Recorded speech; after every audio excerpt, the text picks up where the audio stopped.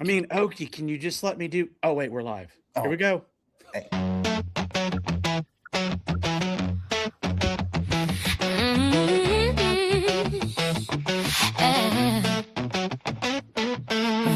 Morning light, pressure on, still moving, still standing strong. Built this muscle over time, every step another climb. Years of focus, years of fire, vision sharper, aim set higher. Early grind, eyes wide clear, earned this spot, we're still right here. From the past to present tense, every move builds confidence. They try to slow it, try to stall. We just raise the bar for all. Every round just tune the engine. Now the signal's coming in clear. Made us sharper, made us wiser. Built for weight, built for fire. If you're sitting in the seat, better fuel up, better eat. Oh, new now, what's coming next? Every chapter intersects. We don't pause, we don't fall. This is coreBLAST, standing tall. Oh, standing tall.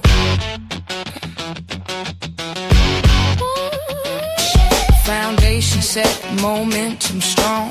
Map the road, we're moving on. What's in motion, what's ahead? Every word that needs be said. From first spark to what's in play. Clear direction, clear runway. Talking roots and talking rise. Say, big picture through a sharper lens. And before the moment's gone, there's more coming, moving on. Pressure trained us, focus refined. Every step was by design.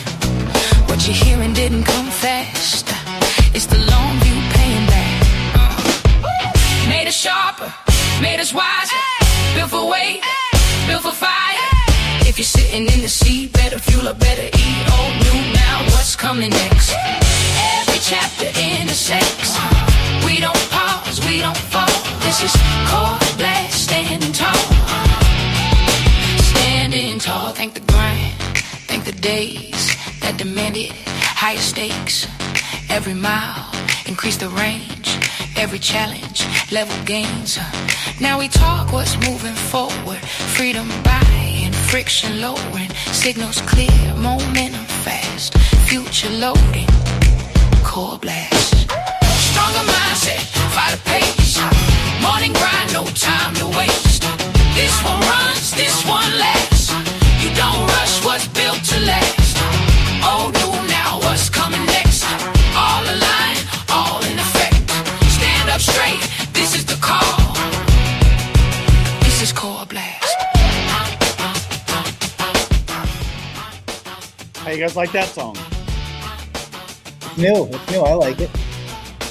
We stand tall. Who's it modeled after?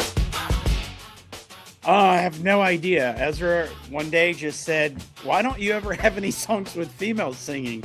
And I'm like, "Well, I'm not trying to be rude, but my music's kind of hard, you know, and I just didn't want to have females screaming. I don't want to hear females screaming and hurting their voices." So anyway, guys, welcome to coreBLAST episode 7.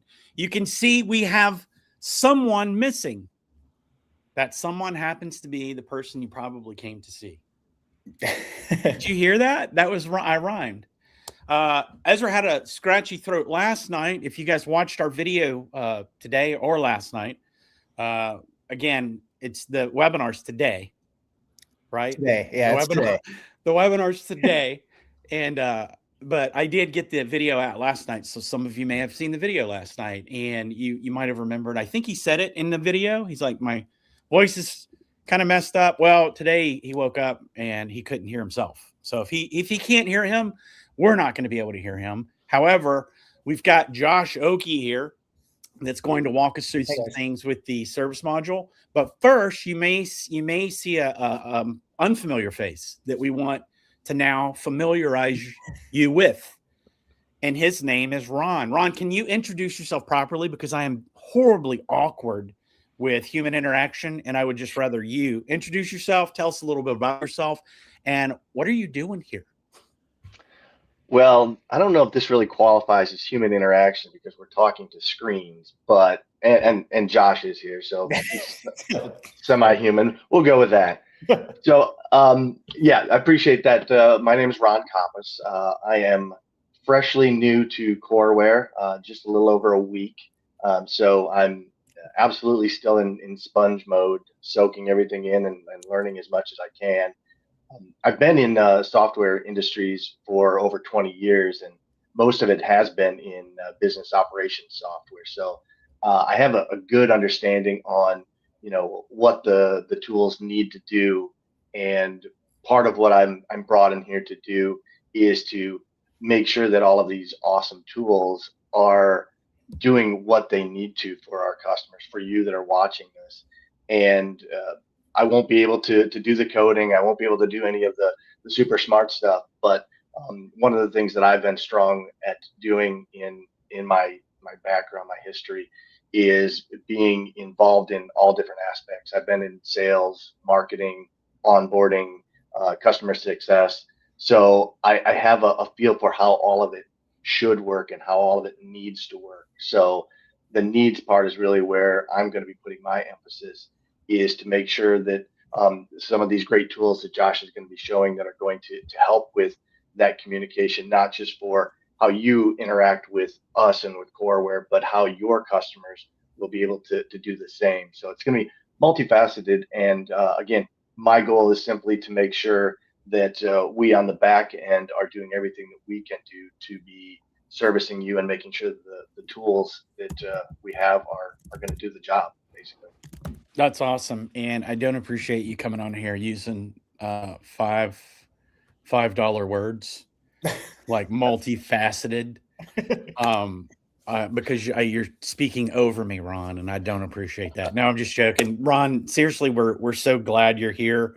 So basically what you're going to be doing is interpreting the needs of our customers to the smart people. You're going to tell the smart people, hey, be really cool if we had this, right? Yeah, and making sure that get ready for this one. We can articulate that back so that it makes sense, and that again, we're not just listening and doing, but we're making sure that it's understood and going out the other way. Which is very, very important. I know that, I've had questions from some of our customers that had to do with things that we've explained, but maybe not explained well enough. And I'm thinking to myself, we have this video, or we have a series of videos explaining this, but everyone doesn't communicate the same. So it's really good to have a variety of, individuals touching these things so that we can all, understand in our own way. Because again, you may explain something to me, Ron, that you think, man, I can't get any stupider. And I'd be like, I still don't understand, though. You're going to have to find somebody dumber than you to tell me how to do this. So, yeah, it's really good. We're glad you're on board. And so you've been here less than a week? A little over a week. Little over a week. Okay. I wasn't trying to steal some days from you. No, I need all that experience points I can get. Yeah. Well, we're glad you're here.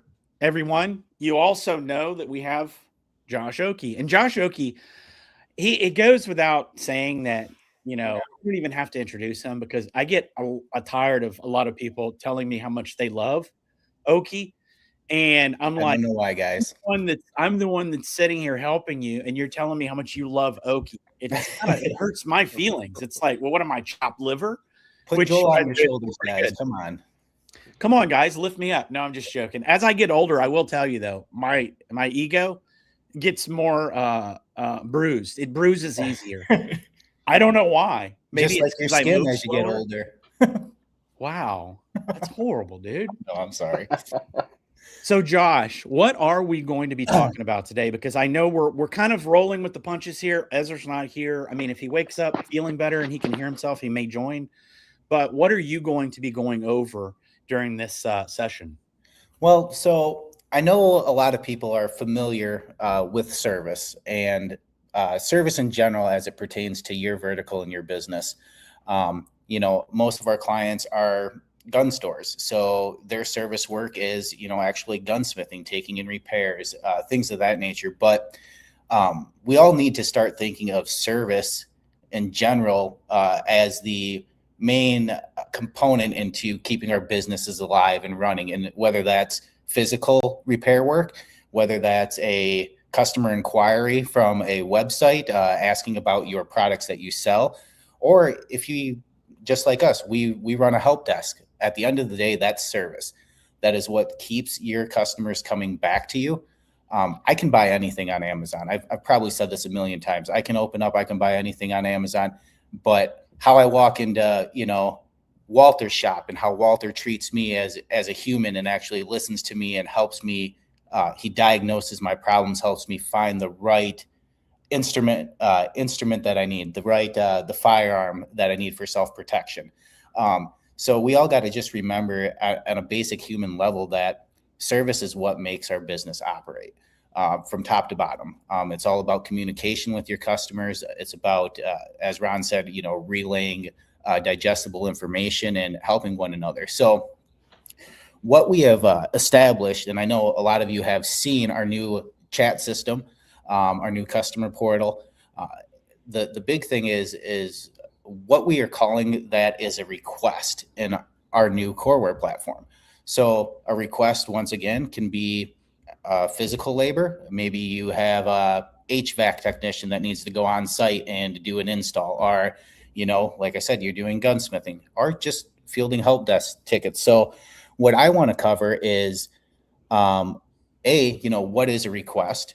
How do you guys send requests to our support team? And I also want to show you guys how you can use the new service system to establish your own request for your clientele.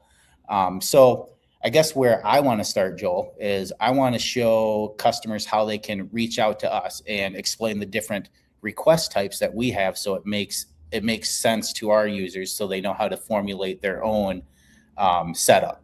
That would be a huge help, because I've talked to some customers and I say, hey, either put in a request, and they're like, how, where? Where do I do this? Yeah. So are you want me to throw your screen up? Yeah, go ahead and throw my screen up. So there's a few different places that you can do this. Now, this is our live Coreware platform. This is the new system, which is going to, we've already started rolling out different modules. You've seen Ezra talk about the contacts. You've seen Wits on here talking about the marketing. And I'm the lucky one who gets to talk about the service. So what I want to start with is down here in the right-hand corner. If you guys are using the new Coreware platform, you're going to see the little chat icon. Now, you will also see this on your core store instance if you are using the legacy version of the software, which most of our clients are right now, and that's okay. It takes time to move and adjust, but this is available on your dashboard of your core store. So when you go ahead and click this, it's obviously going to open up the chat widget. I know you guys have all used the chat widget before, and I can instantly see I have 4 open requests into a couple into our development team, 1 into our onboarding team, and another one into our development team. Now, how does this make sense for you guys? What are you going to use this for? Well, right down at the bottom, you can go ahead and hit Start New Request. And I have more options than you guys because I am an internal employee of the Coreware app. So I can see our customer facing and our internal request, which an internal request is something that you guys use in-house that the customers can't see, like an admin request. Maybe I want my administrator to order one of my coworkers a new laptop. You can put that in, it gets delegated to the correct person, and they can go ahead and fulfill that request. What's more pertinent to you guys is what we show on our customer facing requests. So I just want to go through this so there's no confusion. Coreware support, you're going to do a Coreware support request when you guys have an issue with the products. Maybe there's a bug, maybe you just need help and some learning material.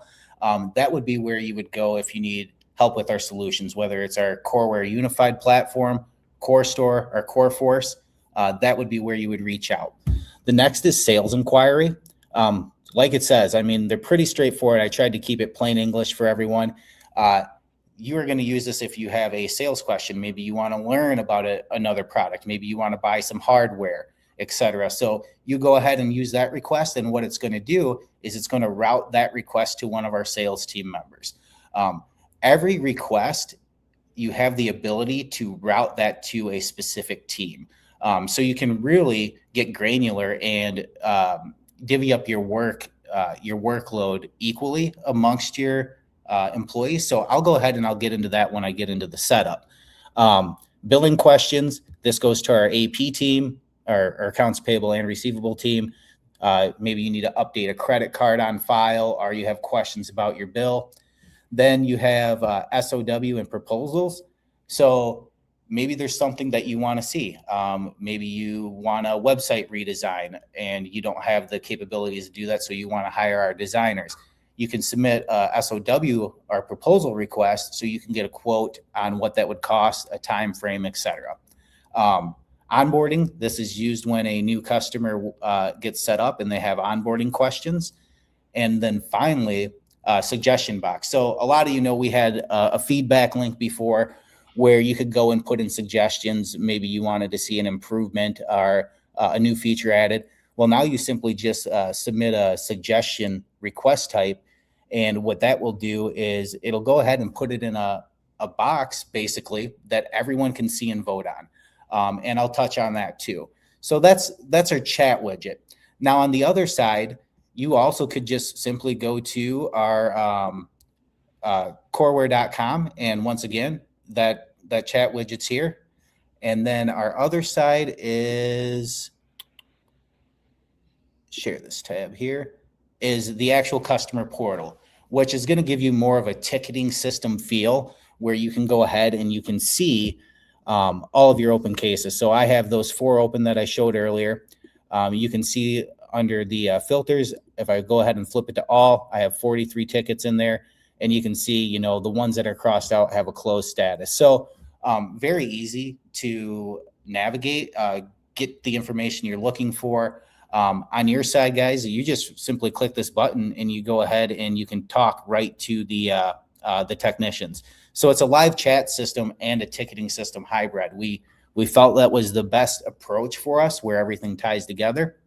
And to kind of show you on the customer portal, this is where you'll see the suggestion box items. So if I click on that, I can simply see what's open for voting. So you can go ahead and read your other user suggestions, or even our own internal suggestions show here.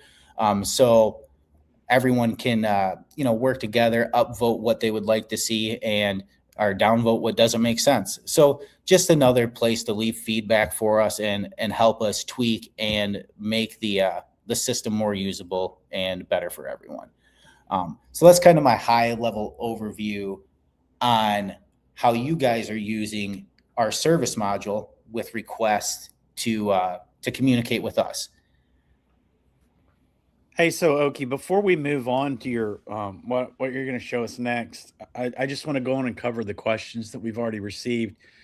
John asked, are we supposed to be seeing all the same modules as you? I only see contacts, marketing, scheduling, service, and payments. So one thing to keep in mind is I have full access to everything, even stuff that's not released, John. So you will see all of these modules here. They are in different stages of development. Some of them are done and ready. Like you said, you're seeing contacts, marketing, schedule, and service, and payments. Those are live for our customers to beat on, to take a look at, to use. Where there's some other ones like products, the sales screen. That stuff isn't ready yet. So we're doing this in such a way where we're releasing components that can be used independently from your legacy systems. So there's no, hey, we're forcing you to move to this. We're not, we don't want to make you move to a new platform that you don't understand, haven't had time to use, or get familiar with yet. So as Ezra said multiple times, we're releasing this strategically so you guys can familiarize yourself with the new components before we go full force and it's live for everyone. Right. So yeah, just keep an eye out. There'll be more modules added as time goes on. I know you can see the PAWN one and the FFL one on there too. Those are obviously big components to the system. Yeah, John, you're actually seeing more than me, so I'm gonna have to have some conversations with some people. Well, find out. You're a Marine, right? Yeah, you don't want me to break anything. Yeah, we don't want you destroying everything. So. I got it. All right. Kevin had a question. Kevin, you asked about an app. I will tell you right now, and Oki, tell me if I'm wrong. if they open the Coreware app on within Chrome, they can click the three dots and Yep. then create a. I think it's you click If you share. show my screen Okay. again, there's a. There Oh, you it doesn't show the top of my screen. So actually, right at the top of your screen, in the I can't see the menu bar, so I can't show it. There's No. actually just a Yeah. download button that says install Coreware right in the URL, and that'll create an app. The one thing about this though is this is a web-based platform that is set up to be mobile friendly, so you don't have to have a true native, Android or iOS app. It's mobile responsive, so everything can be done on a tablet, on a cell phone, etc., without actually downloading and installing an app. You can just navigate to the URL. Also. Right. And I'll be honest with you, I literally downloaded the app to my computer, and it automatically opens whenever I reboot. Right. So it's really cool. My Coreware is always right in front of me. And that's kind of one of the biggest things I'm excited about is the fact that you don't have to, hey, where do I go online to get this? Once you get it, just set this it's a progressive web app. Is that what it's called, Oki? So I can sound smart. I'm not that smart, so I'll have to actually dig into it and see what it's called. Progressive web app. But basically that works for literally me. I'm in. Yeah. And so you can put that logo or that icon on your desktop or in your little bar on your computer, and it's just click and you're there. So that's really so cool. I have I have an app installed for our OpsCenter view, so that way I can just click that and opens the OpsCenter, and I don't even have to go into the main system. Wow. And just use just the screen that I use all the time. Okay. Let's see. How long is it supposed to take to post socials via Coreware? Sean, I really don't know. I would have to check on that for you. I don't know what the timeline is for your social links to be verified and connected, or how long the posts go through it. I have to jump in and take a look. Maybe Madeline, if you're on right now, maybe you can provide an answer. And if you're not on, enjoy the last day that you work. See ya. I was just joking. No, seriously, we'll get you an answer, Sean. So, really, I guess where I want to go from here is I want to show you guys how easy this is going to be to set up if you just want to, get a quick inbox and get using the service module for your own help desk in general. So I'll go over our onboarding wizard that we should be seeing appearing here, I would say within the next week. So you guys could use that to set up your basics in the system. And then I want to do a little bit of a deeper dive and show you guys how you can configure your settings manually, do, more advanced settings in general on the request module. There is a lot here. I want to hit the quick setup first, just so, people who don't really care about all the deep in-depth settings, they can just get, hey, I want an inbox that comes in. I want to just be able to reply to my customers. So I'll show that. And then we'll dive into going through advanced setup, and I'll show you how we're using it here at Coreware with our live data, so you guys can see how it works.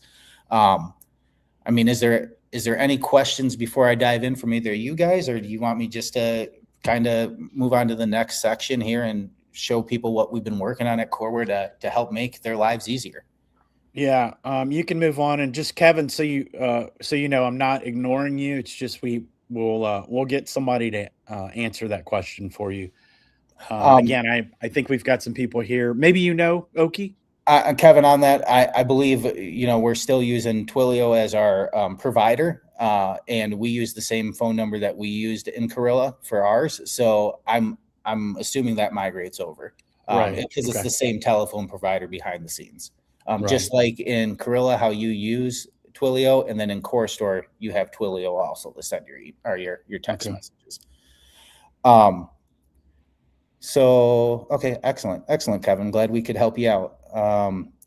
So Joel, let's just kind of jump in. And I want to.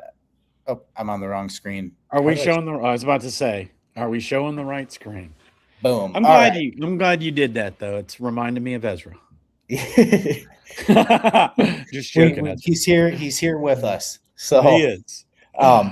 so the first thing, guys, when you are setting up your service module, if we go ahead and click service here, it will obviously just open your page. Nothing is set up. You can see I have no new requests. This is my testing system, and it's on development. So it's a little slower than my live system, just in case it takes a little time to load some pages, so you guys are aware. But if I hop under settings here, you're going to be greeted with this big old nice, maybe, like I said, development guys, I'm sorry, this nice hero card. So hey, Corey will walk you through setting up teams, request types, workflows, priority, and routing. So just before we get this, I want to talk about a few of these things. So teams, you establish teams are groups of people that will handle incoming requests. So this allows us to route or delegate requests to a team, and it can be direct to a single person. It could be round robin throughout the whole team. And what that does is it finds any active user that's turned on and ready for requests, and it round robins between them. And it finds the person with the lowest workload, so you're not overloading someone with a lot of request tickets. Then you also have response times. Now, I need to do some cleanup here. Some places it's called response times. Some places it's called SLAs. And SLA is real quick. Are you looking at something on your screen? Because I don't. No, I'm just talking. Oh, Sorry. I got you. You're good. But response times and SLAs are the same thing. It's how fast do you want to respond to your customers? So if you guys submit a request to us, I have an SLA that says I need a response within 5 minutes. If that 5 minutes, if there's not a first response in 5 minutes, it flags that request and it needs a follow-up now. So there are certain tools that are going to help you stay on top of things and stay in constant communication with your customers. That's what a response time or an SLA is. So just to jump right into it, let's just show you how this works. I'm going to go ahead and hit the start guided setup. And here is our onboarding wizard. And we have some quick presets, our main verticals. We have the gun shop, gunsmith. We have CBD and hemp. We have pawn shops, e-commerce, etc. So here you can actually select which one you want to establish defaults for. So something like the simple support inbox. I have one support team. There's a general support request, a billing request, and technical issues, and then 3 urgency levels. If I just go ahead and hit set up one preset, it's going to ask me who's my team leader. I'll say Ezra's the dude. He's the team leader.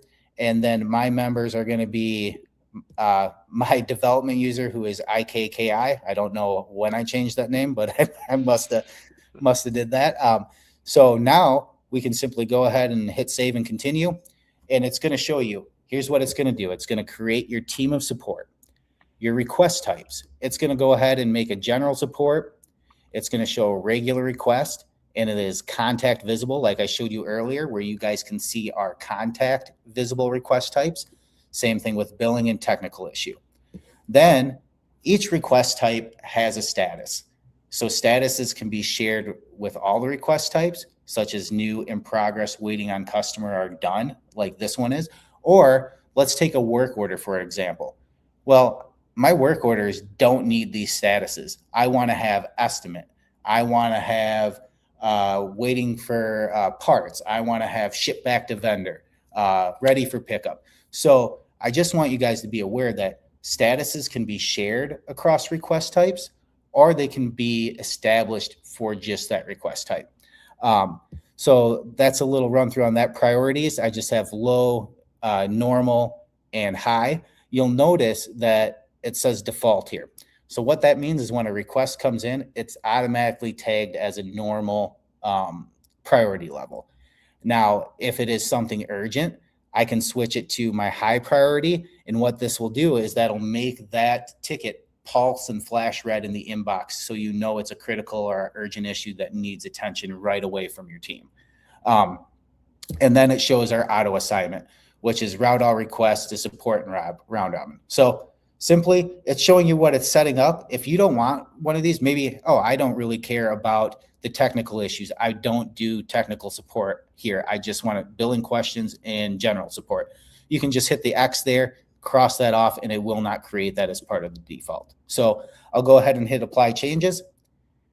And it's going to take me to the Your Live widget. So that's it. We're done. We're ready to go. We have a team set up that has routing in. All of our request types are going to that team.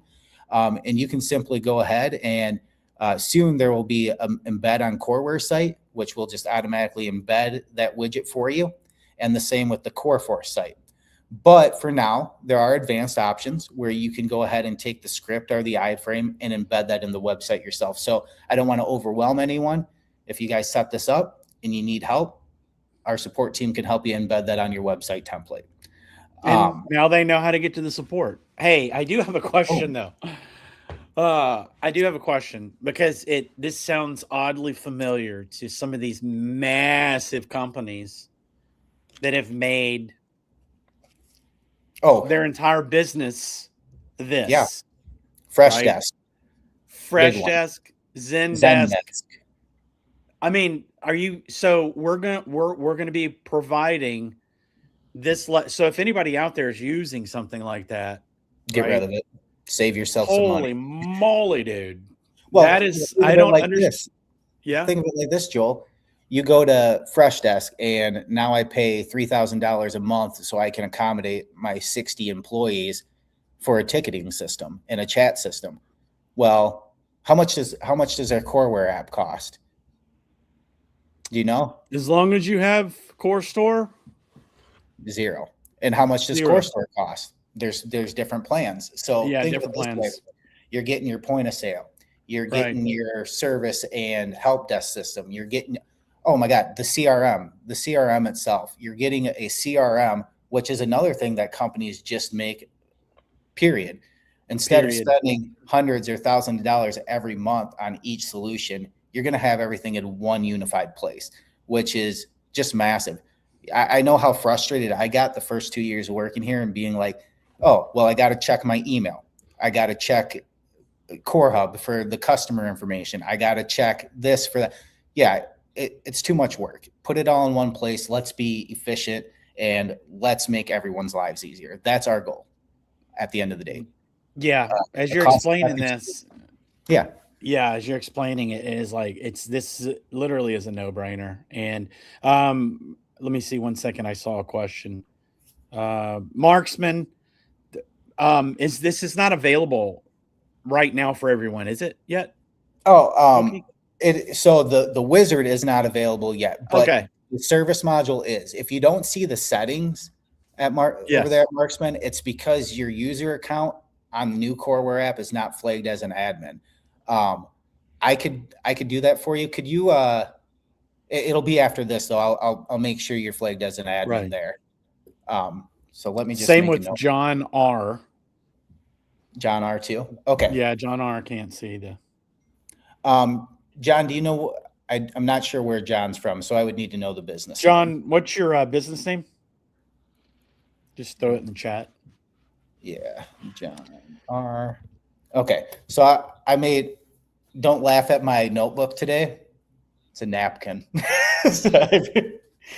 And you know what I should do? How a lot of $1 million ideas were born on napkins, man. Come on.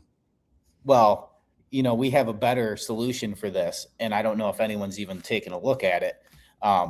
Actually, we bragged on it. We bragged on it in a big way. However, I want you to briefly go over that again before you hit your next subject, because if people are not using this is another one of those services that I think you may be spending, $300 or $400 or $500 a month on, or even if it's $30 a month, right? Whatever it is, if you're paying for a note service to just take notes, right? Mm-hmm. Those days are going away. Your system, any system that you're using, should be able to include all of these things that you used to pay separate for. So Oki's going to show you our note app. I guess we could call it our note app, even though Apple's already Yeah, Already got it. absolutely. I'll just show you where to get to that real quick. So right here at the top, there's a little notebook icon. If you go ahead and click on that, oh, here, let me use the live system. 1 second.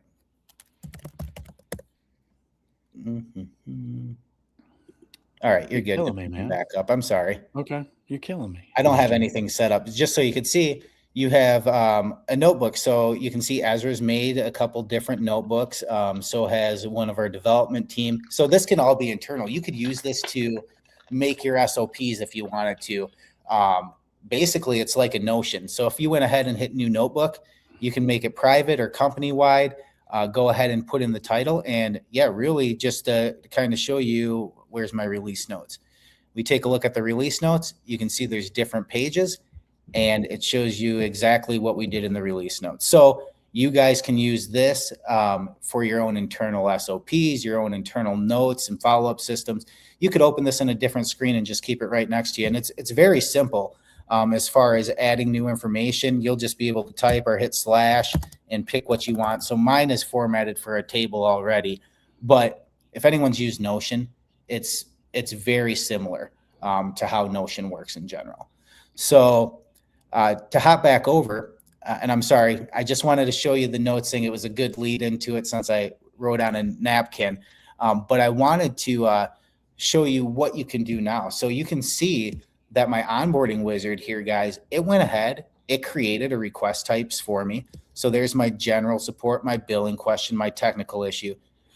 For those of you who didn't see the video last night, this is where we are going.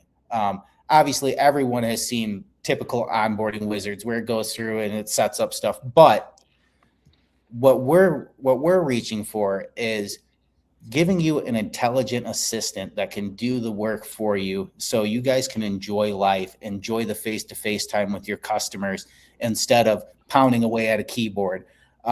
So if I hit continue setup, let's see what happens here. I hope it works, guys. If I broke it, I'm sorry. We'll see if it works.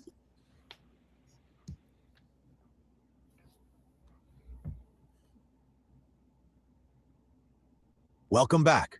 Right now, you have one support team, 3 types of requests customers can submit, a simple 4-step process, and urgency levels from low to high. You also have basic notifications enabled, so customers get confirmation when they submit and when the status changes. A couple of things you might want to look at.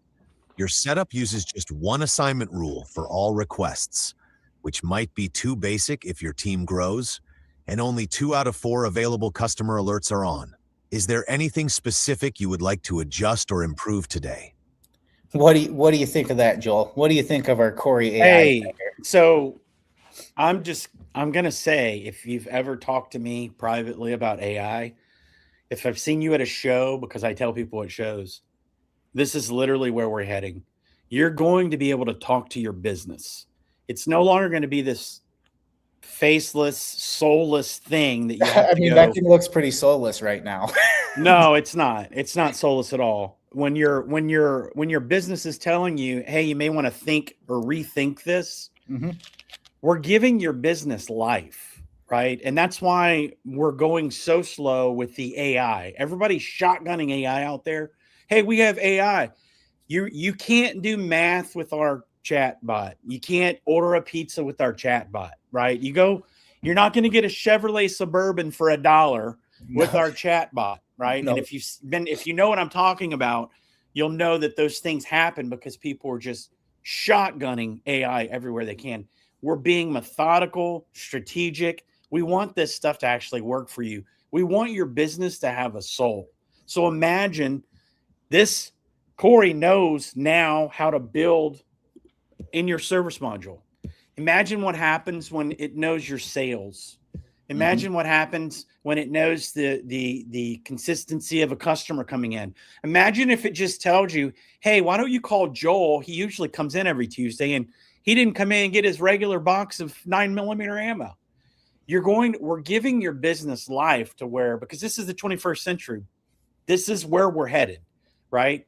Absolutely. You'll be able to wake up one day and talk to your business. Hey, what were the sales like yesterday? What do we need to do today compared to what we did last week, this same day? Are there any holidays around here that we need to, account for? for business going up or down. I mean, this is everything everything that we're wanting to do, right? We're all wanting that to manual yes stuff right now. Hey, Christmas going last year, away. what do I need to carry? Yes. We've done multiple webinars on that since I've been here for Black Friday. What reports do I need to run? Imagine coming in and just being like, hey, my Black Friday's coming up, Christmas is coming up. I need to know what I need to move out of the store, what I need to get in. And just having Corey be able to tell you, this is what you did last year. Here were your top movers. Instead of you running 17 reports to figure out what's moving, what's not, what you need to stock, what can you discount, etc. So just to give you a little preview. Now, this is small. I know it's nothing huge, but the way it's going and what it's going to build into is just going to be spectacular. That's where we're headed. Yeah, that's literally where we're headed. Exactly. And I'll show you how I can interact with it right now and make it do some work for me. Okay. So, Corey, our little airborne beret here, we're going to go ahead and I'm going to say, hey, Corey, you know what? I need to add another request type. Oh, geez. Sorry. Oh. Thanks for letting me know. Would you like to add another team, a new type of request, or something else? Let's add a new request and let's call it. I think because it's hearing myself come through the mic, it keeps stopping it. Understood. You want to add a new type of request. What should we call this new request type? And will customers be able to submit it themselves online, or is it for staff use only? Let's add sales inquiry and keep all of the settings like the other request. I should have been prepared and wore my headset. You're not wearing your headset. I know. But you literally can talk. Got it. I will add a new sales inquiry request type, and customers will be able to submit it online, just like your other types. Do you want it to follow the same process steps as your other requests? Yes, keep everything the same. Yep, so basically there it's asking me if I wanted to use the same statuses. So if you look at the statuses. Perfect. I will set up sales inquiry so it works just like the others with the same statuses, urgency levels, and customer visibility. Would you like sales inquiries to go to your support team like the rest, or should they go somewhere else? So right now they're all set to go to support team. We can see that here. So I don't even need to change that. You can see it added the sales inquiry type. Now we're good to go. If I just hit review and apply, it's going to show me what we're adding. It's going to show that it's a low, there's no risk for it breaking anything. So let's say I went in there and I removed some request types that have already been used. It's going to tell me it's a high risk. You don't want to delete this because there's requests that are already on that status, if that makes sense. So if I just go ahead and hit apply changes here, once again, it's going to go to my live, tell me we're live, and we can just jump right over here now. And under request types, I can see I have the sales inquiry, the technical issue, the billing question, and the general support all available. So real quick, real easy to set up, real easy to add stuff, and to just sit there and have a conversation like you would with a real person, like your onboarding specialist. That's the direction we're going. Now, I know there's obviously going to be stuff that we need to add to make this more intelligent in some areas. But as far as the service area, I think it has a lot of good knowledge already and can actually help you navigate, different questions.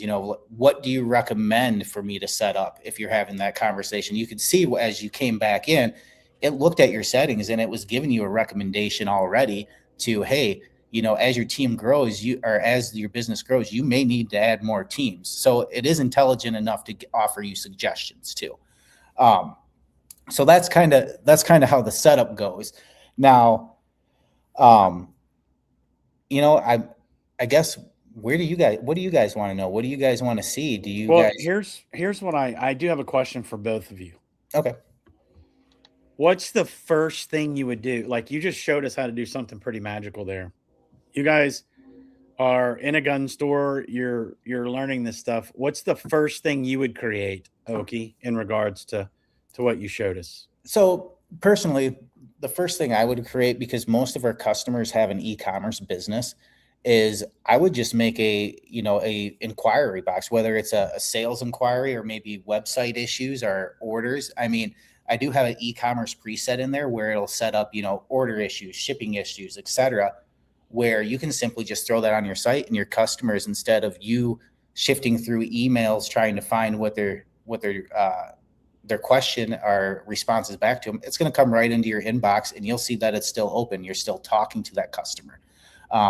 So really, I would set up, most of our customers, I would set up e-commerce, and then, branch out from there. I mean, you could have something just as simple as submit an inquiry. That could be your request type. It could be one thing. Really, it comes down to how you want to mold your business. If your team's bigger and, someone XYZ handles order shipments, maybe you set up an orders team and you have anything that comes in as an order request or a question route to them. Just like we have in support, we have our enterprise support team and we have our regular support team. So when an enterprise customer submits a request, it routes right to the enterprise team. When, all our other customers submit, it goes to, Coreware support, one of our 8 techs there. So it's very robust on what you can do. And you can even get granular if you want. Let's say you want to subcategorize those. You can put, when a Coreware support request comes in and it's tagged as Core Store, I want it to go to this person. So you can get very granular and direct on where you want these requests to go. And that's why if any one of you've called me ever and you've had an issue, because usually I'm really good at getting you the right person. Like, oh, well, let me just reach out to this person real quick to see what's going on. I promise you, I'm not going to be as fast as Coreware now, right? So use the chat feature to put in the request, because it's literally getting routed to the person that needs to see it. Now, if it's a day you don't hear back, absolutely let me know, because I am going to go start cracking some skulls and be like, hey, man, this thing didn't fly off into the ether, did it? With the Joe cracks my skull. No. He gets after me. No, never. But the other cool thing is that it doesn't have to be a big business with multiple teams of people, even just for organizational purposes. You can, like you said, Josh, you could have e-commerce, you could have repair, you could have sales. Mm-hmm. And even if I'm a one-man shop, it keeps it organized where I know that I can go in and I look at that and I know what the topic is, and it just makes it easier for you to communicate. Again, it's all about communicating and getting the right information to the person when they need it. Absolutely. And, the one thing, and before I dive in like deeper into the setup, maybe I should just show you guys how we're using it here inside Coreware itself, so you can see how everything flows. I could put a request in as a customer, show you how it gets assigned, and then I can go over the tools of the OpsCenter so you guys know how to use those. Let's do that, man. Okay. Absolutely. So let me go ahead and I'm going to share this tab here. So this is our live system. So you'll see I have a nice little inbox up here with 27 requests. Now I'm telling, or 27 items. So I have 4 requests in my name, which these are all internal. They're from other people on our team. Don't worry, it's none of you guys. I would get back to you, I promise. I have my submitted. So these are requests that I have submitted. So I could click on that and basically it would filter those down. And then I have tasks. And tasks is something I did not cover yet. But what a request can come in, well, I'm going to use us, for example. A request can come in and it will go ahead and let's say it's a website redesign. Well, that comes in and now it can assign tasks to different employees to help complete this request. So maybe the front end team has to create some new banners. Maybe the back end team has to, add a new database. I'm just making stuff up. But requests can get even more granular than just the request itself. On a request, you can assign tasks and assign those to specific people on your team.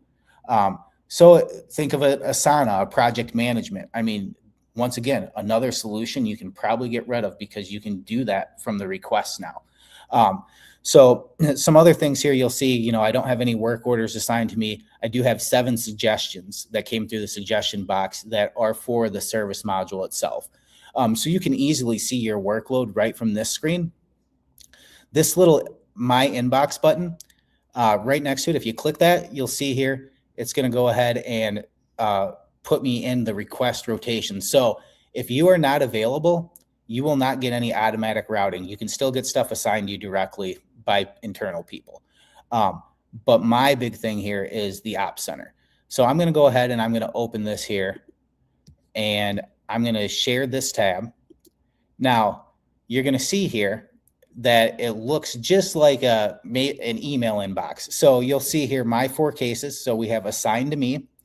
We have my requests, so requests that I've created. We have anything where someone's mentioned you. You have your touch points, which come from the CRM. So, you can really use this to hit multiple areas in the program and have all of your contact types show in one area. You have unassigned. So if something came in and for some reason it didn't route to a team or someone forgot to put an assignee, you can go ahead and do that. You have an all open inbox. Now, keep in mind, we have 395 open. This just means that even our internal ones, like our development ones, go through here, our customer ones. But you'll see you have a blue indicator and a red indicator. The blue one just shows you how many tickets are in that inbox. The red indicator is messages you personally haven't seen. So I'm not going to read through everyone else's cases and see, what the messages were. If you don't want to see that, you can just mark them all as seen. That inbox does not matter to me. It's not mine right now, but I can also just quickly go in and see, okay, like this one, sale to a customer. Aaron went ahead and sent a message. Now, Tori just replied. You can see the last staff message was reply now. If you click on that, you can go ahead and this is all information. And I'm gonna just share my stuff here. But at the bottom too, you have some other options, awaiting responses. So we have 40 tickets awaiting responses. Now, once again, I have responses set up for every request type, so it shows everything. And then you have overdue. So this is going to tell me which ones are overdue. So here's one between Ezra. Last staff reply was 17 hours ago. What the overdue means is we have a response time resolution set for 48 hours, and these 2 haven't been resolved. So, the inbox is very smart too. It can help you filter out your problem tickets, your responses that are past due. And then we have this great little feature down here on the cogwheel. So if I click on this, I can say, oh, I don't need to see anything that's unassigned. I don't need to see all open, awaiting response, or overdue. I just want to see my inboxes. So you can make this, modify this to more for your needs in everyday business. But then you can also create your own custom inbox. So maybe you want to see all billing questions, and I can just make a billing only inbox. So I could go ahead and create that, and that's going to create my billing inbox here. So if I click on that, this shows all of my billing cases that are open. So very easy to help organize your information. Let's go ahead and show you what it looks like now when you're replying to customers, etc. These are my cases. So you can see I have, this is enhancements. Let me do my running task list here. So this is the chat system. So you'll be able to easily respond to customer inquiries, go back and forth. So looks like any other chat system. I want to say AOL, but I don't even think AOL exists anymore. I'm going to say Discord as far as messaging. You have your different formatting options here. You can add an attachment. You can simply you can just paste attachments in here too, and they send. You can click this button here. It'll throw up the camera, so you can just take a picture with your camera, and that'll go ahead and send that image. So now I'm going to delete that because I just don't want that up on my case. So very customer oriented. You can do everything from here. You'll notice the detail panel on the right hand side. You have, I'm Watermark Arms, I'm your employee right now because I was testing something for your core store. I'll have to remove that. But you'll see here that all the customer information fills in. So Josh Oakey is the employee or customer I'm talking to right now. The email, you can go ahead and click that, open it with Gmail, email with your default app, or just copy the email address. Same thing with the phone number, call with Google Voice. And the reason Google is so prominent for us is we use their business stuff, but that's why you have the default app too. So you can set your Windows default app and go ahead and use that.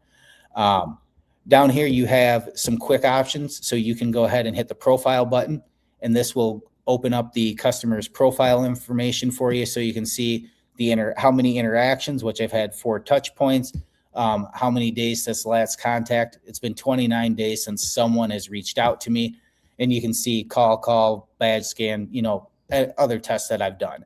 So we're tracking all of that under the customer profile. Edit, simply like it says, it's going to allow you to edit the information for that contact or change it to someone else. Now, you have further details here. You have the request number that came in, how long ago it was created, who it's assigned to, and then your different request types, like I said. So, we have a bunch of different request types set up. And then your statuses. So this is really giving you the tools that you need to organize your incoming requests, to go ahead and establish, those statuses, those priorities. Now, to show you something real cool, we talked about this earlier. I'm just going to go ahead and switch this to critical. And you see over here on the left now how it's flashing red. I mean, if you mark something critical and someone sees that in the inbox in your business, everyone should be jumping on that. Okay, there's something wrong here. Let's see what we can do to help this client. Who do we need to pull in, et cetera. So I'm just going to throw that back to normal so no one messes with it. But then from there, you have request categories, which once again is just further categorization of the request. If you want to have, maybe I want to go ahead and say, okay, this is a contacts module issue. And what I could do now is I could hit the reroute button, and it's going to find whoever's set up in the routing to get the contacts module issues. So there's a lot you can do with that. You can use it for routing. You can use it for reporting. So maybe you're tagging these with these extra categories so your reporting is more detailed. There's just a lot you can do there with that information. Subscription. Okay. Yes, sir. If you reroute something, will they get all past messages, or they'll be notified and they'll be able to open right up and catch up, right? Yep. So if I reroute this, so if I go ahead, I'm just going to hit reroute, and it's probably it's going to go right to me because I'm the one who's set up for anything Right. service. So yes, It will show you who it's going to, and what it'll do is it will carry over everything. The only thing it does, Joel, is it simply just finds the next person in the routing and switches the assignee to that person, which brings me to the next thing. There's an escalate button too. So let's say you have those teams we were talking about before, and I have Ezra as the team leader, and then all of us peons underneath him. He's up there in his ivory tower, barking orders, but I don't know how to fix something. I don't know what to do. I could simply hit this escalate button. I probably don't have anything set up here. Let me see. Yeah. So I don't have any teams set up for this type of escalation, but it would then show you, okay, you're escalating this to tier 2 or tier 3 or the leader, and it'll show you the person it's going to. The other quick buttons up here are duplicate, which this will allow you to go ahead and duplicate this request and simply just change the assignee. So maybe you did some custom web work for someone and someone else wants the exact same thing. You can just duplicate that request, change the assignee, and the messaging all gets erased, etc. And then finally, copy link. You're working, you need help, someone has a question, you can go ahead, copy that link, paste that to your coworker, and they can go ahead and click right on that, and that will open this request directly for them so they can view it. Another cool feature, and you don't even have to copy the link. I could just say at Joel Cheney. So now when I send this, Joel, in your side, you're going to see a little mentions notification appear, and you'll be able to click on that and actually go right to that conversation. I just did it. Yep. Yep. So it's a nice little thing to tag your employees, make sure if you need extra eyes on it, you can. The other side to it is which one? Oh, hey, there you go. Got it. Nice. Joel, I am proud of you. I am proud of you for being able to do that. That's awesome. That's awesome. I feel really slow right now.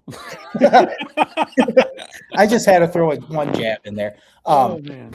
But the other side of this, Joel, is you can see the different teams that are in here too. I can go ahead and ping a whole team. So if this is a development issue for CoreStore, I don't want to send this because I don't want a bunch of CoreStore devs jumping in here and wondering what's going on. But you can ping all of them at one time to go and take a look at this issue because you need help. The other side is, let's say you're done, or you're sending messages. So right over here on the right, there's a little drop down box, and you can actually send the message and close it. You can send and basically you can send and set a different status. So if you're done, you've answered their questions, send the last message, thank you for your time, and close it. Real quick, while I'm on the screen still, I kind of want to. Joel, I'm just joking. You can ruin my SLAs because now I have to reply to you. So hey, explain that.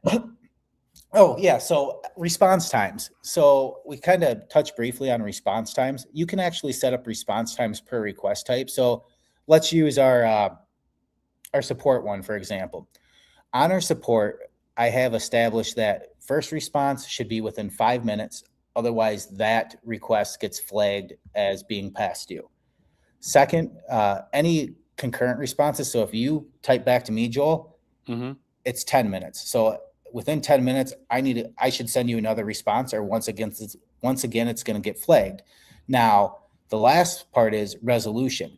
If this is not resolved within 48 hours, it pops up and it gets flagged as overdue for our Coreware support. Now, there are some features in here where you can say, okay, well, when I set this to status in development, I want to pause SLA because I don't need my text being dinged for us waiting on a dev to release an update for it. Or in a more real world situation, let's say you submit the request to me on a Friday and you're off Saturday and Sunday.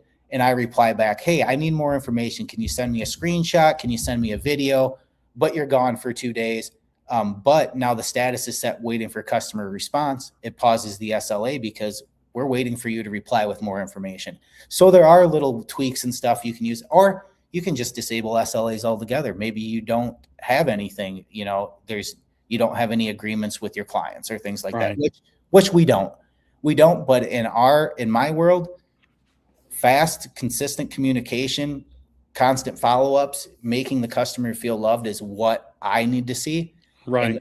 And honestly, we all need to get better at it. And this is going to help us become better at it. So, from there, you can use the AI in here too. So right here, Joel, right at the top, I can say, all right, I want it to generate me a new title based off the conversation.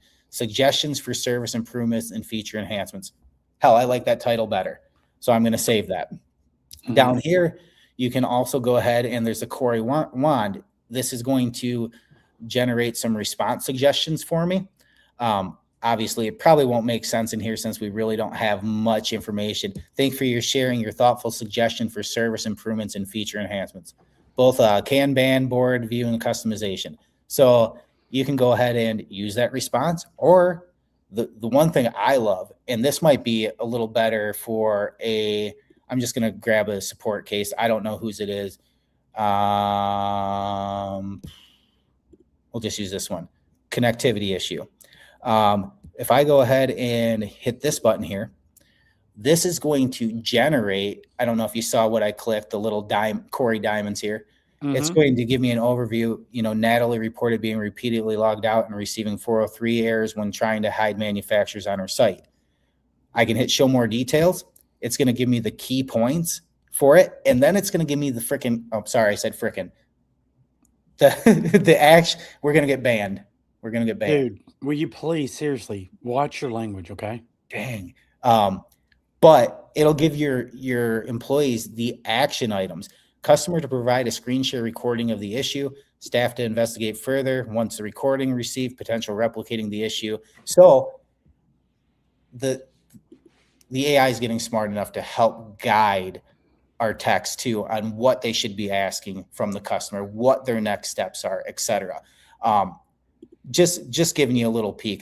The OpsCenter is the place to be as far as your daily communication with customers, sending your responses back to the chat. They will also get email notifications depending on what you configure, letting you know you have a new request or you've got a new response.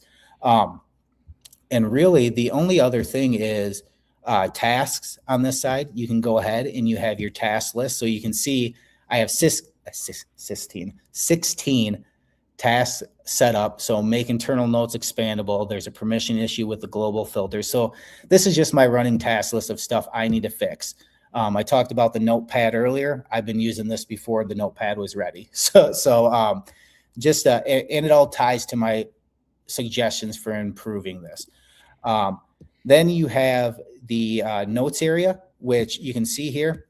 If I click core cache to gift employees for good feedback, it's going to go ahead and take me right to that internal note on the chat, so I know where it's at. So you won't lose those notes. You'll have a quick way to view them, and then you can just click on them, and it's going to take you wherever you put that in. An internal note is right here. I'm sorry I did not touch on that. It's this lockbox, and what this does is it makes it obviously only visible to your employees. The customer can't see this on their side. Attachments. Any attachments, you can drop them here or, upload them in the chat, but the same thing as the notes, they'll appear here. You can simply click on them and it'll take you to that video attachment or whatever inside the chat.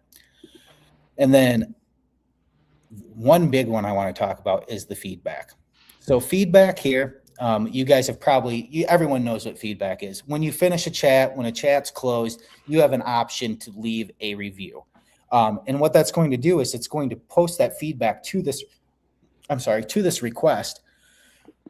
On ours, if it's lower than a 3-star, myself and Ron get notified, and we're going to follow up with you. So that way we can make sure and ensure that your experience gets rectified, and that the next time you come in, you have a better experience. But the big thing a lot of people don't do is peer feedback. So what peer feedback allows me to do is it allows me to add and say, okay, I probably can't add myself. So Joel, I'm just going to use you. So Joel Cheney worked on this. I'm going to give him a thumbs up, and I can't see who gave the thumbs up because I'm not an admin for this group. And the reason we do that is because if you leave a thumbs down, you don't want to know what employee's thumbs downing you. We don't want to cause any problems there, but this gives you a self-policing mechanism to where your technicians, your customer service team can grade the other people's work and actually, flag them for additional coaching. Basically, we want to make sure our team is treating the customers right. We want to make sure they are following correct procedures, etc.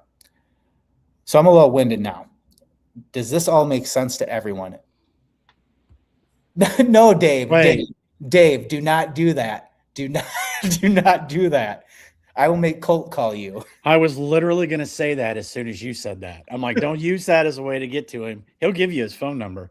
If you go back and watch this video slowly enough, you may even see his phone number. It's in there. Hey, so I do want to, I don't think people realize, I don't like that we call it the OpsCenter, right?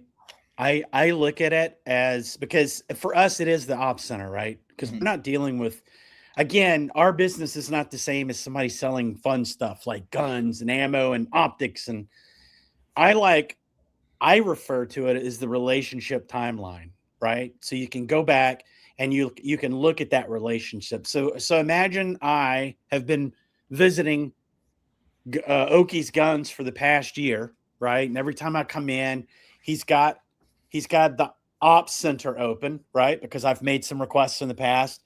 He hits the little diamond, right, and gives him a summary of my past visits. Maybe I asked about some ammo in the past, right? So all that stuff is just being fed up to the top. right? Using that relationship timeline. I'm going to call it that, even though it is the OpsCenter. I like relationship timeline because that's what we're helping you all to do. The money that you're going to make in your shop has nothing, well, it has very little to do with all the product you're looking at on your floor, on your sales floor. Has to do with those people walking in, right? You want to see a cool relationship timeline that you probably haven't even seen yet? I would love to. Maybe you have. Do you want me to share your screen? Yeah, share screen. So, and I'm using one of our customers because I don't have anything in here. But if you're in the CRM, Joel, there's this little. Oh, now I got to find what. Okay, there's a little touch activity and touch points button here. Go ahead and click that, and look at this. You can see that I created a touch point, and I didn't really do this, but the touch point got created when Ashley went ahead and submitted a case. And then you can see she has a case on the guns.com integration. So everything, every kind of touch point, anytime you touch a contact, that activity is going to show here. When you sell them something, you're going to see it under all. When they book something, when they pawn something, we're going to have a complete timeline for you. So if I just click touch points, you'll see just the touch point. If I just click service, just the service request that they put in. Now, you can even go farther from there. I can click on this and I can open this right in the OpsCenter or on the request detail. So a great little place for you guys to have a source of truth. What has this customer done with me? What have I done for them? What have they asked for in the past that we didn't have? Who told them we would call them back when we got so-and-so in, right? Mm-hmm. People, please realize how powerful this is. Like it's going to allow something that I'm going to just start taking these terms and like owning them because I don't think anybody else is doing it. You want customer continuity. Your customer walks in, we're going to provide you with a way to give them a customer continuity where they walk up to the counter. As soon as you start talking to them, you type their name into the contacts or the OpsCenter, and you find out, what have we been talking to them about? What can we do better for them, right? And you can set all this stuff up for you guys. Like, how can you best grow this relationship with the people that matter the most, which are the people standing right in front of you, right? Yeah. So relationship timelines, I don't think anybody else is doing it. Coreware's doing it. We're providing you with customer continuity. That's my term now. TM. Coined. Trademark. Coined. And we're going to continue to do things like this. And I don't mean to step on your toes, Oki. I just want for people to realize this is much bigger than a service module. This is much bigger than a contacts module. This is much bigger than a marketing module. This is literally the complete package. This is BOSS. What is BOSS, Oki? Well, the business operating solution suite systems. Oh my God, you're going to have to correct me. I know I got it wrong. We're live too. I can't. Oh shit. But anyway, that's what it is. So you're going to be able to, I'm trying to go on so that it doesn't hang up. You're going to be able to operate your business like a boss. No one else is offering this. I'm telling you right now, no one else is doing what we're doing. And these guys are working like animals. That's probably why Ezra can't hear his own voice, because he is hitting this 23/7. He needs at least 1 hour of sleep. Oki's hitting this at least 12/7, right? I'm just joking with you, dude. 14, 16, yeah, 12, 16, yeah. Yeah, it depends. We've got so many people that are elbow deep into making sure that you guys have every tool imaginable that actually works for you, right? Yep. And I know it may seem complex. New systems are complex. You just have to dive in and start, kicking the tires and working with it. And that's the thing too. I mean, that's why we're making the Corey onboarding wizard, because it is complex. We want to keep it simple, keep it super simple, keep it simple, stupid kiss. You got that one, but you didn't get the other one. That's amazing. I'm just joking. Yeah. So on that, just in general, guys, it's not like, oh shit, we took Core Store, slapped some brand new paint on it, and we're calling it something else. This is a complete rework from the ground up. Yeah. So It's going to take time. There are obviously improvements, and everyone knows with software, the goalposts are always moving. There's always going to be a new feature. There's always going to be something being added. So it's going to, as we build this over time, it's going to become more and more dynamic, more powerful in general. And it's time to start using the basics, guys. Use the basics, get acclimated with it. Use your marketing module. Use the service module to, bring in customer inquiries. So I did want to hit on something that has been brought up to me quite a few times. Currently, there's no email forwarding that goes into this, to the service module. That is in the works. So you'll be able to go in and say, okay, when someone emails support@coreware.com, I needed to forward it to a Coreware support request. So that is in the works. Just keep that in mind. Like I said, right now it's fluid, it's moving. We're developing this at a rapid pace. So there's stuff that's not there yet, but the basic functionalities, what you need to survive daily, all that is working and is there for you. So start using it. And we would rather you live in that Coreware box rather than your email, your text, your other things. So that all that stuff, you're still able to get to all that information. That's why we're doing it this way, right, Oki? It's like, Yep. And that's usually the way everything goes. It's like, well, I'd rather get an email forwarded to me, and I get it. We're so used to email, but just for now, just dive in to this whole system and see what all it can do, right? And I love the notes. The notes are huge. I'm thinking because, again, we're telling you how we're using this, and we're not selling the fun stuff. Like you guys are selling the fun stuff. All that stuff is so fun, right? So what we need to do, I think Oki's signal went out. Is Oki here? Oh, Looks like he's gone. okay. Hey, but what I was saying is, I've kind of got derailed there. What I'm saying is we're trying to build this in a way that, we're giving you every tool imaginable so that you can build those relationships with those customers. And you're going to start hearing relationship timeline from me and customer continuity, because that stuff hits so hard. Right. What about you, Ron? What do you think about what we've talked about today?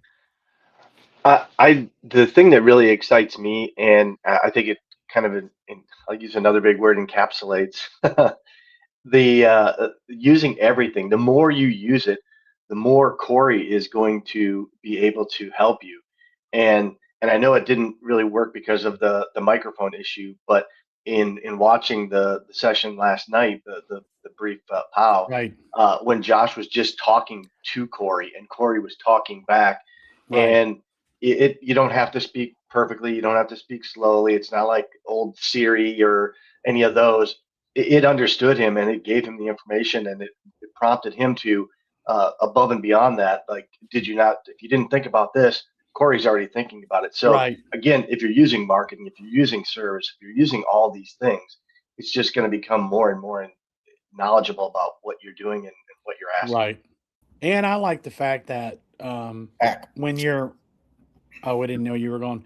I also like the fact that he was talking, about what he was doing last night, and he wasn't touching his keyboard except for to hit the microphone, right? Yeah. And then he went back and showed what the thing had done on its own in the background. That to me is magical, because the last thing I want to do is get in there and start typing and clicking, because I have no idea what I'm needing to do here, right? I will break something, but just talking to Corey knows what you need. Corey goes and makes it happen for you. And it's just really, a conversation. Really cool. Yeah. And that's where we're headed. Like, overall, that's where we're headed, just to make it as easy and as simple as possible. Because the last thing you want to do is spend all day doing something that should just take a short conversation to do. Right. Yeah, absolutely. What else were you going to cover, Oki? I didn't mean to kick you out or anything. Well, you didn't kick me out. I fat-footed and kicked my stupid plug into the internet. So let's go ahead and if you want to share my screen, there's a couple more things I want to wrong one I want to cover here. So share this tab. So back in our ops center, which Joel doesn't like, but guys, let's be real. It's the operations center for your business. Okay. Sorry, Joel.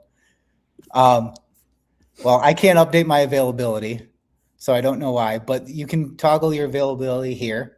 You also can hit team availability, and I'm not assigned to any team. So I'm just going to go ahead and hit all teams. Oh man, I guess I should probably check with the boss, because I feel like I've been fired now. Why? Oh, I think I'm still having internet issues. Are you really? Can you hear? You can hear me still, obviously. Well, look it's not connecting to anything. Yeah. Let me try. Can you guys open up the Coreware app right now? Yeah. I'm just got to finish this feedback. Oh, are you leaving negative feedback on me now? All right. Where are you? No, you can take my screen down. I guess we're just going to have to talk now because nothing is pulling up for me. Let me see if I can share. I'll share. What am I doing here? How do I share? I haven't shared. Nobody really wanted to hear from me so long. The plus screen at the bottom of your. Hey. Oh, wait. Hang on. Can Corey redesign your workspace, Okie, so that you don't kick stuff when you shouldn't? I should probably just have cable management skills, which I have 0 of those. I mean, it's a mess. Hey, if I do this, it's going to kick me out, but I'll be right back and share my screen. All right. We'll see you in a second. So, as we're discussing this, guys, gals, I hope everyone's still here. I know we kind of go on some tangents, are pretty long, but it's very valuable to see the new solutions. But I wanted to show you some of the analytics and things of that nature. What the heck? Maybe. Let me try. I'm just trying other websites here real quick because. Hey. Can you hear me? Yeah, I can hear you. Did you just thumbs down me? Oh yeah, I'm where you need to be though, right? Close that window. Click on the analytics tab for me. Okay. Okay, it's not just me. Something's going. Oh, you're not on it. What the? I told you, dude. You haven't given me all these permissions that you're giving everybody else. I haven't given you permissions, but I don't know why kind of hurts my heart a little bit. I'm just gonna refresh here, and mine's working. If you can grab my screen or whatever you need to do. Let me see here. 1 second, guys. I'm just gonna try to reopen my browser. I should have tried it before. Did you take my screen down? I didn't touch anything. Dude, if you ever take my screen down again, we're going to have some serious issues. Sorry for the tech. I like how you said that. Sorry for the tech. Well, I'm trying Safari now. I'm trying Google Chrome. I can't open anything. Yeah, Ron, if you want to share your screen, let's just take a look at the analytics section here real quick. If it loads. Let me remove mine. Stop screen. Okay, yeah. Share your screen, Ron. Can you tell me how many of our viewers we just lost because of that, Joel? All of them. Thanks, everyone. There's nobody else, dude, so we're good. You can be yourself now. Really, there's no one else? I think you're lying to me. All right, here we go. All right. So I wanted to touch on the analytics here.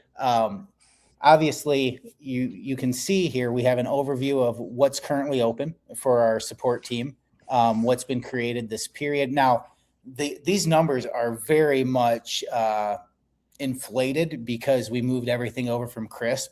You guys didn't submit 914 support requests in a week. So this overview gives us a breakdown of what's been created, what's been closed, the average time of first response. Now, I need everyone to keep in mind our first response average time here is not dedicated to just one team. It's across all teams.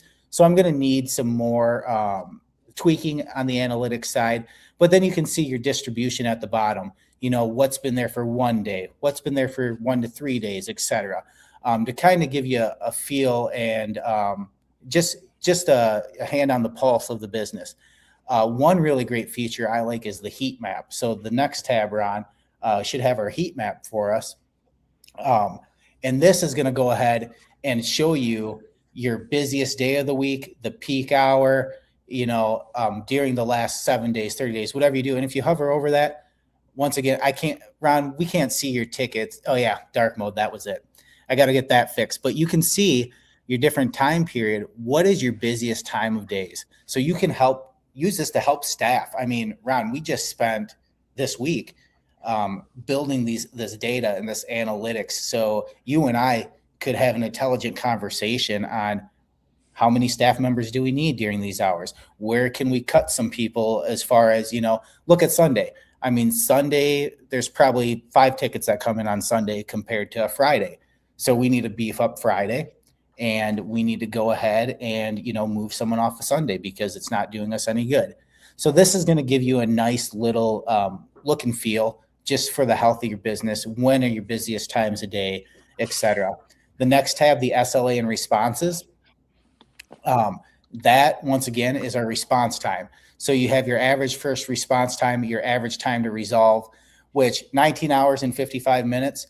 If that's our average time to resolve a case that maybe is in development, et cetera, we're hitting under the threshold of the 24-hour mark, which is the industry standard for case resolution. Actually, it's 48 hours. But just so you guys know, we're tracking this. This data is powerful. This is going to help it'll help you guys. Who's doing their job? Who's not doing their job? How many times is someone escalating something? So this data is very, very important to the health of your business and your customer service team. If you go ahead, and I don't know if there's anything else on the bottom since I can't scroll, but it gives you a trend, and it gives you how quickly the first responses are sent. You can see there, 87% of our responses are within the first hour, which once again, an hour first response is industry standard. It's an hour for first response, 48 hours for resolution. We want 5 minutes for your first response, 24 hours for resolution, not the revolution. That can happen anytime. I would be happy. Breakdowns. Never stopped. So breakdowns. So breakdowns here, you're going to see where your cases are by different segments or categories. So by status, you have 180, 68% are closed, 60. So 23% of our cases right now, we are waiting on a customer response back. And then we have 16 in progress, 5 new and 2 in development. So you can really see where are these living inside my system. What is the bottleneck? When something hits a certain status, is that where it's being hung up? And I believe, Ron, if you go to the life cycle tab, this is going to help us pinpoint that. Average time and status. So you can see close, average time is 10 hours. That's fine. Close can be as big as we want. That means it's done. Now, the other ones could be bottlenecks. So development, the average time spent there is 7 hours. Waiting on customer, 3 hours. You guys get the picture. I don't know what the backlog age by distribution just shows you how old. Once again, you can see quickly how many cases you have that are 14 plus days old, et cetera. The CSAT one, that's just going to be where your customer feedback comes in. So you can see your trend. Right now, we are at a 4.92 out of 5 with 135 ratings. And you can see the nice trend go across there. And then we have escalations, which an escalation is when someone doesn't handle their own ticket and they escalate it up to someone else. So this looks like there needs to be some tweaks. The data is not populating right. So I'll take a look at that. And then finally, talked a lot, leaderboards. This is going to give you a snapshot of who is pulling their weight on your team. So you can see we have Kyle, Tyler, Tori, Now, this isn't a reference to the work. Someone like Kelly, Kelly's not around. He can't do anything to boost the score right now. But it just gives you a quick overall view of what's going on. So, let's use Kyle. He has 33 cases closed. He's resolved 62% of his cases. He hits the SLA percentage that I have established 65% of the time. No customer has given him less than a 5-star.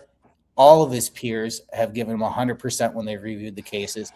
And the ownership means he keeps a case in his hands until it's resolved. He doesn't pawn it off on someone else. And then you can kind of see the scoring system at the bottom on how the points are calculated. This is a proprietary calculation. Obviously, it might need to be tweaked and stuff. So this isn't anyone's formula that's out there. It's kind of a formula that I came up with internally just to better suit me, because we can eventually use this for, maybe you get a bonus or something if you cross a certain threshold. There's lots of ways you can use this. That's really all I have to say on the analytics section. You guys have any questions? Do you see anything useful there? Any? No. I need a new hype, man. Get me a new hype. No. I think it's epic, for real. Like how many different? Hey, so seriously, how many different services would somebody have to go out there and pay for to get everything that's already included? I like going back to that a lot because it's like the value of what you're getting is insane. It is, Well, and just so you're aware too, I have plans for the service module to go even farther. I mean, Ron, I think you remember we used to have a system called Bonusly, which you could go ahead and throw trophies at someone for doing a great job, and they could take that money and buy a gift or those trophies and buy an Amazon gift card with it. So that's cool. I have thoughts about being able to give what I would call core cash or something like that to our techs, where they could do the same thing. You could dump them a bunch of core cash, that kind of stuff, to show them that they're appreciated, and they could pass that around to their peers who helped make their lives easier and who helped them out. So it's all about building a steady foundation in a team. We know, all of us here, we've all been on islands in our work before. We've all been, stressed out, frustrated. We can't find what we need. Where what we're kind of doing is we're shifting that focus to be more team driven and to lean on each other instead of leaving XYZ off on an island by themselves to figure it out. We want to support one another, because at the end of the day, us supporting each other is getting our customers support faster, quicker, and keeping them happy. And that's what we all want.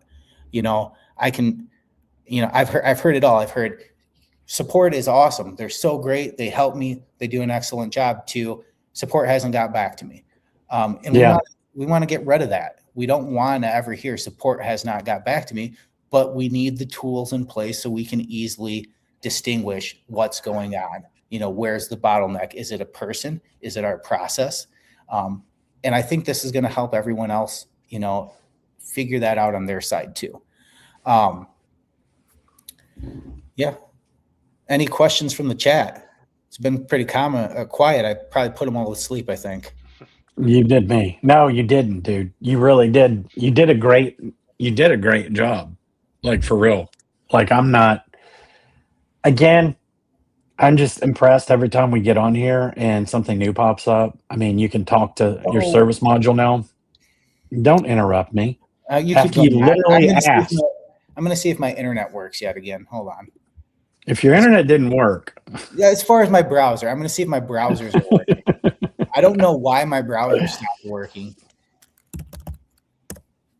No, I still keep getting the site can't be reached at coreware.core. I wonder if it's because I gave you a bad review. It banned my IP address. I thought I put that in there where whenever anyone leaves a bad review, we just ban their IP from submitting requests or anything. So Oki, what is the next thing we're going to cover? Because obviously this is not going to be your only session or segment in coreBLAST. Well, what's the next thing we're going to cover, and when are we going to cover it? So here's what I'm hoping, guys. I really wanted to be able to show you the work order side of stuff. I'm thinking work orders, I want to do a little bit deeper of a dive and flush out a few things for us. But the way I have it established to where it communicates with the bound book, it goes ahead and lets you ship back to vendor and dispose of it and track the shipping information, the RMA number. I mean, there's a lot of cool features in it. I worked with one of our customers. I went over on site to, I'm going to give him a shout out, Roy over at America's Gunsmith up in Burlington, Wisconsin, birthplace of Tony Romo, greatest football player ever. Sorry, guys. But went up there, spent a day with him and got some great ideas. So I think he's going to be really happy because the work orders module is going to allow you to do a few things. Now you'll be able to bring in, well, they can submit a request online. So they submit, hey, you guys, or you could block it if you don't want them to be able to do that, but the work order will come in. The customer, you can actually send them a link where they can just take a picture. You showed that, the QR code. They can scan that QR code and take a picture of their product and upload it right to the work order. So it'll come in as an estimate, and you guys can go ahead and look at that and create a proposal. So what it'll actually do now too is it'll send an approval to the customer from the estimate where they can approve the labor, the charges for the parts and everything before you even take in the gun and start work. Because we know a lot of times you do an estimate for someone, they might think it's too expensive, and now you've wasted a lot of time, a lot of face-to-face, that kind of stuff. Or you get those customers that come back and be like, I didn't tell you to do this. I'm not paying for this work. Well, now you have a digital approval stating otherwise. They signed off on it. So I think that'll be our next session. I really want to go into work orders in depth and show that side. So I would say, hopefully maybe here by maybe next Friday again. If everyone else is up to it, I would love to be able to do that. I don't want to set myself up for failure. Let's plan on next Friday at the latest, the following week. So within the next 2 weeks, let's go ahead and let's get something set up for our clients and us to go over. Going further from there, I know we did kind of a deep dive into how the OpsCenter works and how you can use the onboarding wizard to set up. Once again, the onboarding wizard is not pushed live yet. That will be in the next update. So I'm thinking early next week. Right now, you would have to manually go in and set up your teams, your settings, etc. But it's all in order on which way you need to establish it. So it should be pretty straightforward. I'm always open to lend a hand. So if you guys want to sit down and set up a request type or anything like that, as soon as I can get back into my apps, I will. We can definitely do that. But I think the next thing is work orders, and we'll go from there. Okay. Well, Ron, do you have any closing words? Boy, I think Josh used them all up. All the words have been used. You did. $5 words. It's super exciting, and again, kind of circling back to what I said. My purpose, my special purpose for being here, and these tools are going to absolutely help for internal communicating with our customers out there. It's very exciting. Yeah, it is. Well, I'm sorry Ezra wasn't here today. I'm sure he is too, because I'm sorry. It's only an hour and 40 minutes, guys. I couldn't make it 4.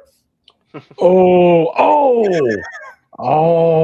I could if my browser was working. Oh my gosh, dude! I can't believe you went there. I know. Did you seriously? I'm probably fired. I'm just gonna go home. Yeah, I probably would have. Guys, thank you for joining us. We're gonna close it out. Have a great weekend, guys. Have a great weekend. Be safe, and we will see you very, very soon in the next one, sometime next week. So enjoy your weekend. Core in the rhythm with a barcode dial, marshmallow suit and a bellhop stare, where rolls deep in electric air. Left turn jump in a right side groove, backbeat buzzing like a checkout move. Flamingo moon in a concrete dream. Core said slide, where said stream. Zigzag core in a neon.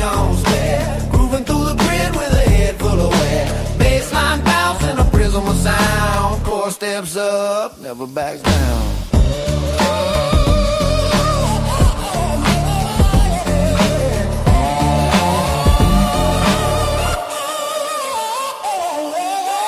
In a cape with a customer grin. We're on the mic with a limited spin. Quarter past clean in a digital jam. Cores in motion like a hologram. Sidewalk come with a cash box glow. Where don't stop when the numbers flow. Everything shines when the beat runs tight. Coreware cruising in the pixel light. I saw a milkshake levitate at the edge of the Ethernet. Coreware, where moonwalk, then the lights blink 12.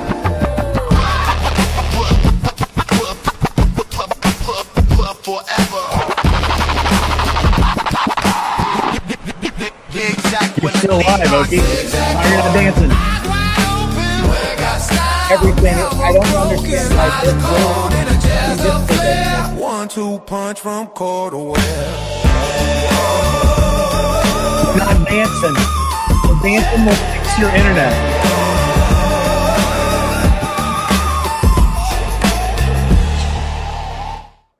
Guys, thank you so much. We'll see you in the next one. Thank you for joining us. We do appreciate your time.